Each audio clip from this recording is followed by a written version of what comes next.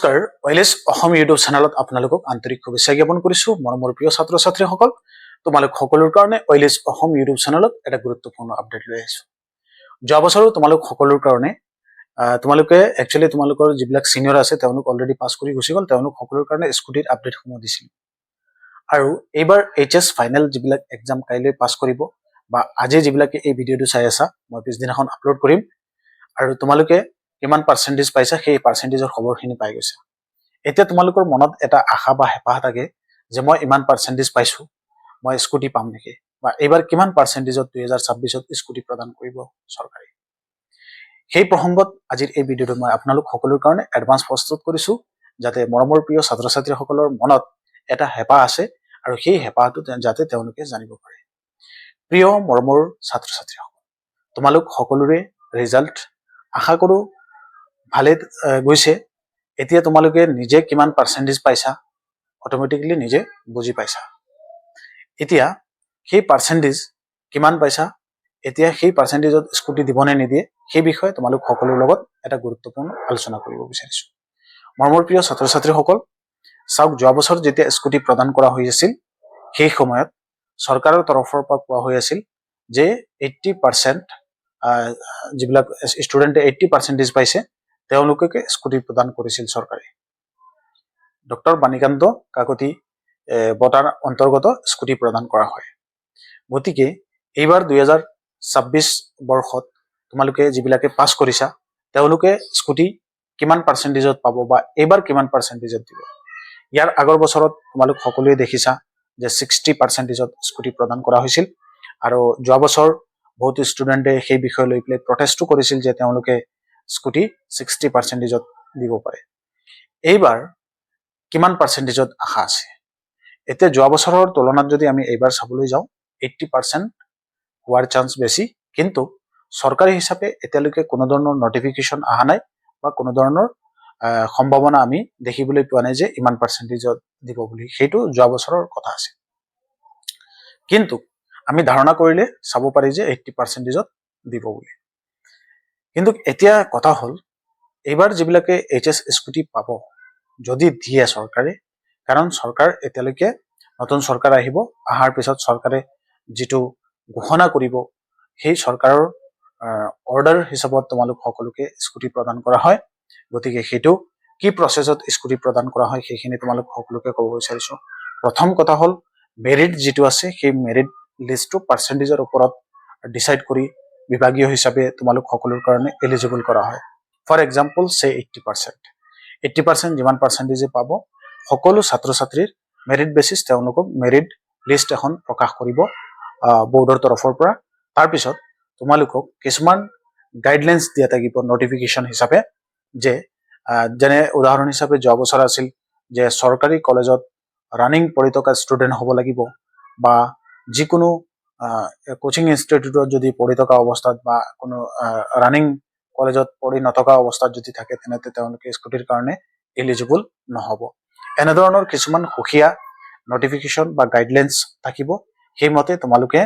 Apply কৰিবৰ কাৰণে এটা ডেট দিব আৰু সেই ডেটত তোমালোক সকলোৱে এপ্লাই কৰিব লাগিব আৰু এপ্লাই কৰাৰ পিছত তোমালোকে স্কুটিৰ কাৰণে এলিজিবল হবা তাৰ পিছত এটা পাৰ্টিকুলাৰ প্লেসত নি প্লাই ধৰলক ডিস্ট্ৰিক্ট ওয়াইজ বা সমষ্টি ওয়াইজ এটা পাৰ্টিকুলাৰ প্লেসত একেলগে জমা কৰি চৰকাৰে স্কুটি প্ৰদান কৰে আৰু তাৰ পিছত বিতৰণ কৰে তাৰ পিছত সকলো যিবিলাক ছাত্ৰ ছাত্ৰী যিবিলাক বাকি থাকিব তেওঁলোককে ডিলাৰৰ পৰা স্টেপ ওয়াইজ বা কলেজ ওয়াইজ তেওঁলোকে গৈ প্লাই ৰিসিভ কৰিব পাৰে তেওঁলোকৰ যিখিনি স্কুটি আছে সেই পদ্ধতিতে স্কুটি দিয়া হয় আৰু এটা ইয়াতে কিছুমান ইন্টাৰনেল প্ৰক্ৰিয়া থাকে যিখিনি হল চৰকাৰে কেবিনেটত সিদ্ধান্ত গ্ৰহণ কৰিব লাগে যে এইচএস স্কুটি এইবাৰ দিয়া হ'ব বুলি আৰু ইমানটা ষ্টুডেন্ট এলিজিবল হৈছে তেওঁলোকক দিবৰ কাৰণে এটা বাজেট চৰকাৰী হিচাপে অনুমোদন দিয়ে তাৰ পিছত গৈ প্লাই তোমালোক সকলোকে স্কুটি প্ৰদান কৰা হয় গতিকে সেইখিনি হল ওভাৰঅল স্কুটি বিতৰণৰ এটা প্ৰক্ৰিয়া পূৰ্বৰ সেইখিনি তোমালোক সকলোকে জনালো আৰু এইবাৰ কি মাধ্যমেদি হয় সেইটো লক্ষণীয় হ'ব আমি যেতিয়া ইনফৰমেশনখিনি আহিব তেতিয়া সকলোকে জনাম এতিয়া আৱাসিক হিচাপে তোমালোক সকলোৱে এই আইডিয়াখিনি যাতে জানিব পাৰা সেই কাৰণে এই ভিডিঅটো প্ৰস্তুত কৰিছো আশা কৰো তোমালোকৰ এই যেখিনি ইনফৰমেশন আছে সেইখিনিতে অলপ হলেও নলেজ হ'ব বা যিবিলাক ষ্টুডেন্টে জানা তেওঁলোকৰ কাৰণে কোনো প্ৰব্লেম নাই। আৰু যদি এই ইনফৰমেশ্যনখিনি শুনি পেলাই উপকৃত হৈছা বুলি ভাবিছা যে নাই সঁচাকে ইনফৰমেশ্যনখিনি সঠিক লাগিছে, তেন্তে ভিডিঅ'ত এটা লাইক কৰিবা। আৰু OLS অসম ইউটিউব চেনেলত যদি প্ৰথমবাৰলৈ আহিছা, চেনেলটো ছাবস্ক্ৰাইব কৰিবলৈ নাপাহৰিবা। এনেধৰণৰ আপডেটেড ইনফৰমেশ্যন বিলাক তোমালোক সকলোৰ কাৰণে লৈ আহোঁ। প্ৰিয় ভিউৱাৰ্ছসকল, এতিয়া আৰু এটা বিষয় ক'ব বিচাৰিছো যে এইবাৰ HS স্কুটি যিটো আছে 80%ত সকলোৱেতো 80% নাপাব। বাকী সকলে কিবা আঁচনি পাব নেকি, বিশেষকৈ ল'ৰাসকল হওক বা ছোৱালীসকলে কিবা আৰু আঁচনি পাব নেকি চৰকাৰৰ ফালৰ পৰা, আৰু কি আঁচনি আছে হায়াৰ ছেকেণ্ডাৰী পাছ কৰাৰ পিছত। আৰু সকলোৱে জানে চৰকাৰী তৰফৰ পৰা নিযুত মইনা আঁচনিৰ সম্পৰ্কে যে চৰকাৰে এটা সিদ্ধান্ত গ্ৰহণ কৰিছে যে ছোৱালীসকলক নিযুত মইনা আঁচনিৰ জৰিয়তে দি তেওঁলোকে মান্থলি হিচাপে এটা টকা চৰকাৰে প্ৰদান কৰিব, আৰু ল'ৰাসকলৰ কাৰণে বাবু আঁচনিৰ জৰিয়তে দি মান্থলি হিচাপে এটা টকা পঢ়াৰ খৰচ হিচাপে দিব। সেইখিনি এতিয়া পৰৱৰ্তী সময়ত চৰকাৰ অহাৰ পিছত আমি সেইখিনি জানিবলৈ পাম। আশা কৰো তোমালোক সকলোৱে এই ইনফৰমেশ্যনখিনি জানিব পাৰিছা। আৰু এটা বিষয় ইয়াতে ক'ব বিচাৰিছো, HS স্কুটি আৰু নিযুত মইনা দুইটা স্কিম তোমালোকে নাপাবা। যিকোনো এটা স্কিমত তোমালোক সকলোৱে এপ্লাই কৰিব পাৰিবা, সেইটো সুবিধা দিয়া থাকে। গতিকে HS স্কুটি পালে তোমালোকে নিযুত মইনা আঁচনি এপ্লাই কৰিব নোৱাৰিবা, এলিজিবল নাথাকিবা। আৰু যদি HS স্কুটি নোপোৱা বা HS স্কুটি তোমালোকে যদি 80% পোৱাৰ পিছতো যদি নলোৱা, তেনেতে তোমালোকে নিযুত মইনা আঁচনি এপ্লাই কৰি নিযুত মইনা আঁচনি পাব। এতিয়া নিযুত মইনা আঁচনি পাবৰ কাৰণে কলেজত এপ্লাই হয়। যিকোনো চৰকাৰী কলেজত তোমালোকে এডমিশ্যন ল'ব লাগিব। ভাল কলেজত তোমালোকে এতিয়া এডমিশ্যন ল'বা। এডমিশ্যন লোৱাৰ পিছত তোমালোকৰ যিখিনি প্ৰক্ৰিয়া, সেই প্ৰক্ৰিয়াখিনি আৰম্ভ হ'ব। আৰম্ভ হোৱাৰ পিছত তাৰপিছত তোমালোকে এপ্লাই কৰিব পাৰিবা। বৰ্তমান অসম চৰকাৰে আৰু আমাৰ অসমৰ যি চৰকাৰ আছিল, সেই চৰকাৰে বিশেষকৈ ছাত্ৰ ছাত্ৰীসকলৰ কাৰণে বহুতো ভাল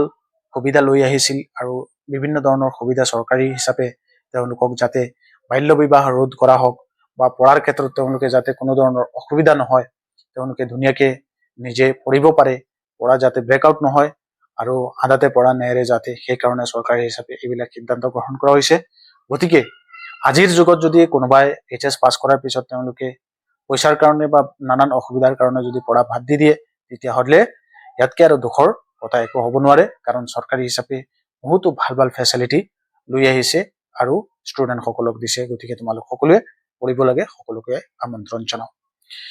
আৰু OLS অসম ইউটিউব চেনেলত আৰু এটা বিষয় ক'ব বিচাৰিছো, AI ইউজ কৰি পেলাই ছাত্ৰ ছাত্ৰীসকলে কেনেকৈ টিউশ্যন ফ্ৰী বা নিজে ঘৰত বহি পেলাই এটা ছাবজেক্ট কেনেকৈ AI ইউজ কৰি পেলাই বুজিব পাৰি বা তাৰ কুৱেশ্যন ফাইণ্ড আউট কৰিব পাৰি, সেই বিষয় লৈ পেলাই আমাৰ OLS অসম ইউটিউব চেনেলত ভিডিঅ' আপোনালোক সকলোৰ কাৰণে আৰম্ভ কৰিম, যাতে